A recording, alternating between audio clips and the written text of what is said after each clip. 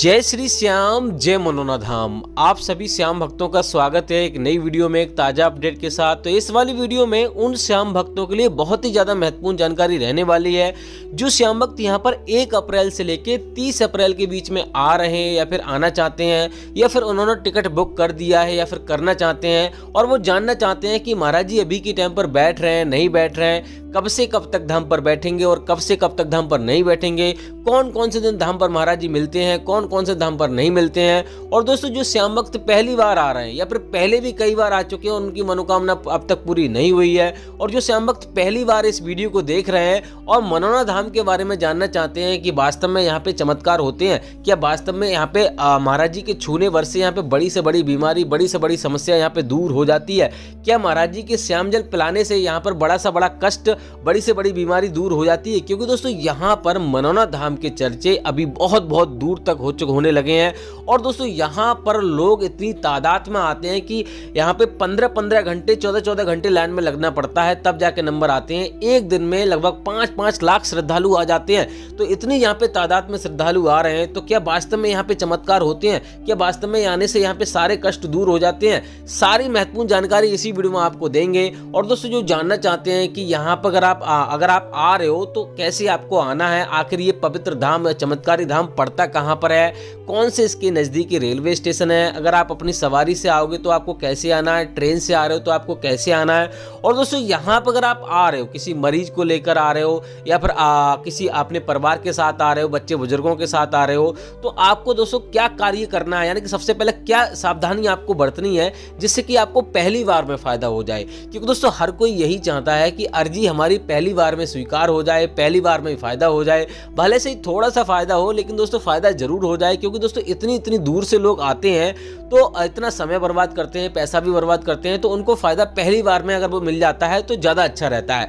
तो दोस्तों यहाँ पे क्या क्या सावधानी आपको बरतनी होती है, कैसे आपको अर्जी लगानी होती है, क्या करना होता है, क्या नहीं करना होता है। और दोस्तों यहाँ पर अगर आप अपने परिवार के साथ आ रहे हो तो एक बात का विशेष ध्यान रखना है, आपके पास कम से कम 2 दिन का समय पर्याप्त होना चाहिए।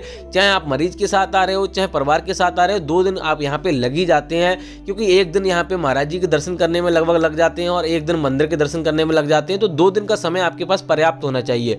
और दोस्तों यहाँ पर आपको कैसे आपको टोकन प्राप्त करना है जिससे कि आपको लाइन में ना लगना पड़े, ये भी आपको बताने वाले हैं। और दोस्तों ऑनलाइन टोकन हमें लेना चाहिए, नहीं लेना चाहिए, ऑनलाइन टोकन लेने के क्या फायदे हैं और क्या नुकसान है वो भी आपको बताएंगे, कितने का यहाँ पे टोकन मिलता है।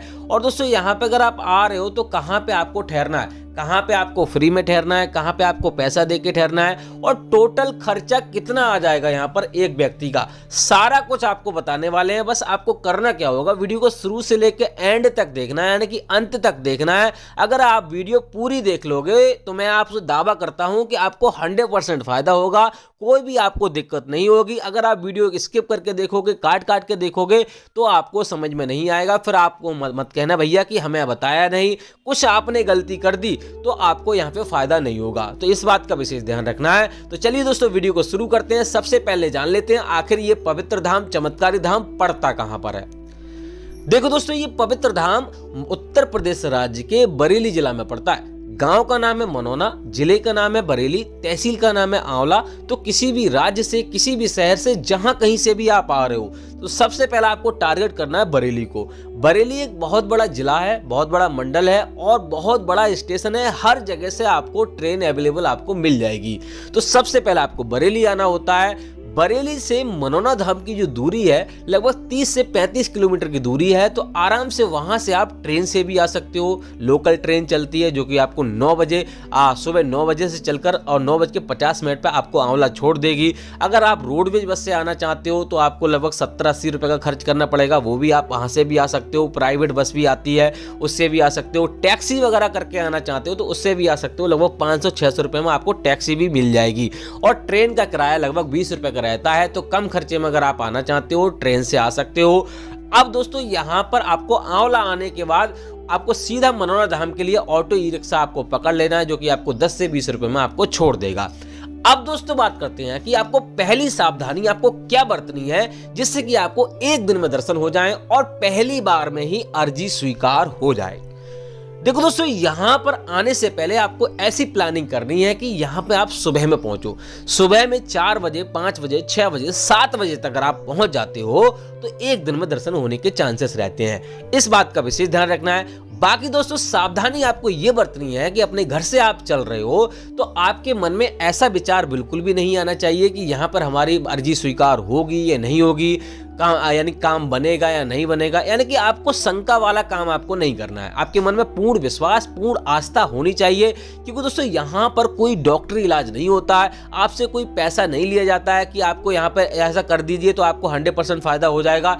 जो श्याम भक्तों को पूरा विश्वास होता है और पूर्ण आस्था होती है, उनका कल्याण यहाँ पे 100% होता है। और दोस्तों, एक बात का आपको और विशेष ध्यान रखना है। अगर आप मीट मछली खाते हो, मैं हर एक वीडियो में आपको बताता हूँ, मीट मछली खाते हो, दारू पीते हो, तो आपको वो छोड़ देनी है। और दोस्तों, काफी भैया कमेंट करते हैं हमेशा के लिए छोड़नी है या फिर कुछ समय के लिए छोड़नी है। भैया, हमेशा के लिए अगर फायदा चाहते हो, अगर कष्टों से दूर होना चाहते हो, सारी समस्याओं से दूर होना चाहते हो, तो हमेशा के लिए छोड़ दो। क्योंकि दोस्तों, यहाँ पर बाबा भी कहते हैं और प्रेमानंद महाराज जी कहते हैं कि जो यहाँ पर इन चीजों से दूर रहेगा वो हमेशा इस जन्म में क्या, अगले जन्म में भी सुखी रहेगा। तो इस बात का विशेष ध्यान रखना है। आपको वो बिल्कुल ही त्याग देना है। अगर आप कोशिश करोगे, अगर नहीं करोगे कोशिश, तो भैया नहीं हो पाएगा। आपको त्यागना ही पड़ेगा। अगर आप हमेशा खुश रहना चाहते हो, कुछ समय के लिए अगर फायदा चाहते हो, तो भैया कुछ समय के लिए छोड़ दो, दोबारा से फिर दिक्कत हो जाएगी। तो इस बात का विशेष ध्यान रखना, ये चीजें आपको करनी ही होती हैं। अब दोस्तों, बात करते हैं मनोनाथ धाम पहुंचने के बाद आपको पहला काम आपको क्या करना है। देख सकते हो दोस्तों, यहां पर श्याम जल की दुकान आपको सामने दिख रही होगी। यहां से सबसे पहले आपको श्याम जल खरीदना होता है, लेकिन दोस्तों उससे पहले आपको स्नान करना होता है। स्नान करने के बाद यहां से आपको श्याम जल खरीदना होता है। और आप देख सकते हो बहुत सारी दुकानें यहां पे आपको देखने को मिल जाएंगी। यहीं से आपको प्रसाद भी खरीदना होता है। प्रसाद आपको 51 और 101 रुपए से शुरू हो जाता है, तो किसी भी दुकान से आपको खरीद लेना है। और दोस्तों, आपको अर्जी फॉर्म भी आपको खरीदना है अगर आप टोकन लेना चाहते हो। बाकी दोस्तों, यहाँ पर बाबा की लाइन आप देख सकते हो दोस्तों, इतनी ज्यादा भीड़ लगी हुई है। ये बाबा के लिए लगी हुई है। मंदिर की लाइन अलग लगती है, बाबा की लाइन अलग लगती है और टोकन की लाइन अलग लगती है। और दोस्तों, काफी लोग जानना चाहते हैं क्या ऑनलाइन टोकन लेने से अर्जी स्वीकार होती है, फायदा होता है। तो भैया, यहाँ पे मैं आपको हर एक वीडियो में बता रहा हूँ, ऑनलाइन टोकन आपको नहीं लेना है। अगर आप पहली बार में अर्जी स्वीकार कराना चाहते हो, फायदा चाहते हो, हाँ, अगर आपके पास पैसा ज्यादा है तो आप उड़ा सकते हो, पैसे को बर्बाद कर सकते हो। आपको फायदा हो या ना हो वो तो ईश्वर जाने। लेकिन दोस्तों, यहाँ पर मेरे हिसाब से आपको ऑनलाइन टोकन आपको नहीं लेना है, क्योंकि दोस्तों मैं आपको कोई गलत राह नहीं दूंगा, क्योंकि दोस्तों जिससे कि आपका नुकसान हो, फायदा भी ना हो। हाँ दोस्तों, यहाँ पर ये होता है कि ऑनलाइन टोकन अगर आपको मिल जाएगा तो भैया यहाँ पे तुरंत आपके दर्शन हो जाएंगे। लेकिन ऑफलाइन टोकन भी अगर आपको मिल जाता है, तब भी आपको 10 से 15 मिनट में नंबर आ जाएगा, क्योंकि ऑफलाइन वालों को सुबह में देखते हैं 100 से 150 मरीजों को, और ऑनलाइन वालों को शाम को देखते हैं 100 से 150 मरीजों को। तो आपको ऑफलाइन टोकन लोगे तभी आपको फायदा होगा। ऑफलाइन टोकन लेने के लिए आपको अर्जी फॉर्म में आपको 61 रुपए रखने होते हैं। 60 रुपए रखे हुए होते हैं, 60 रुपए आपको रखने होते हैं, 1 रुपए रखा हुआ होता है, तो 61 रुपए की अर्जी लगती है। उसी अर्जी फॉर्म में आपकी जो भी समस्या होती है बारीकी से आपको लिख देनी होती है। उसके बाद आपको छोटे वाले मंदिर और बड़े वाले मंदिर के जस्ट सामने आपको हेलीपैड की तरफ आपको जाना होता है, वहां पे लाइन में लगना होता है। और दोस्तों, आपको बताना होता है कि भैया हमारा मरीज चल नहीं सकता, विकलांग हो गया या फिर ज्यादा कोई गंभीर है, उस मरीज को ही टोकन मिलता है, हर किसी को टोकन नहीं मिलता है। इस बात का भी विशेष ध्यान रखना है। टोकन अगर आपको नहीं मिलता है तो दोस्तों यहाँ पर चिंता करने की जरूरत नहीं है। आपको यहाँ पर महाराज जी की लाइन में आपको लग जाना है। और दोस्तों, यहाँ पर एक बात का आपको विशेष ध्यान रखना है। देखो दोस्तों, अगर आपका मरीज सक्षम नहीं है आने में, तो यहाँ पे आपको उसको लेके आने की आवश्यकता नहीं है। महाराज जी मैं आपको हर एक वीडियो में बता रहा हूँ कि जब मान लो उस मरीज को जिसको आपको दिक्कत है, उसका फोटो आप साथ ले आइए, चाहे डिजिटल फोटो ले आइए, चाहे फोन में फोटो ले आइए। महाराज जी को आपको दिखाना है, आशीर्वाद लेना है और श्याम जल यहाँ से लेके जाना है। सारे काम आपको करने हैं। उसके बाद आपको घर पे ही सेवन कराना है। जब उसको फायदा होने लगे तब यहाँ पर आपको लेके आना है। महाराज जी यहाँ पे बार बार बोलते हैं और मैं भी आपको बता रहा हूँ, लाने की कोई आवश्यकता नहीं है और 100% फायदा हो जाएगा। लेकिन दोस्तों, आपके मन में पूर्ण विश्वास होना चाहिए।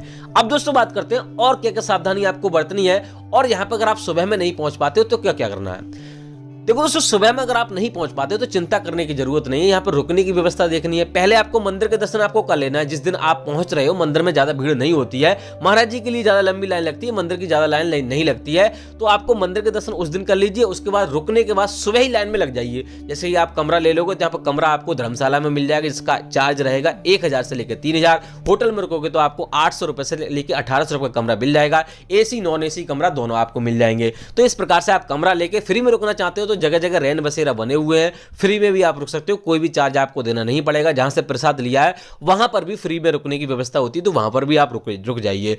तो इस प्रकार से आपको पहले मंदिर के दर्शन कर लेना है। लेकिन हाँ, एक बात का आपको विशेष ध्यान रखना है, ये गलती आपको कभी नहीं करनी है।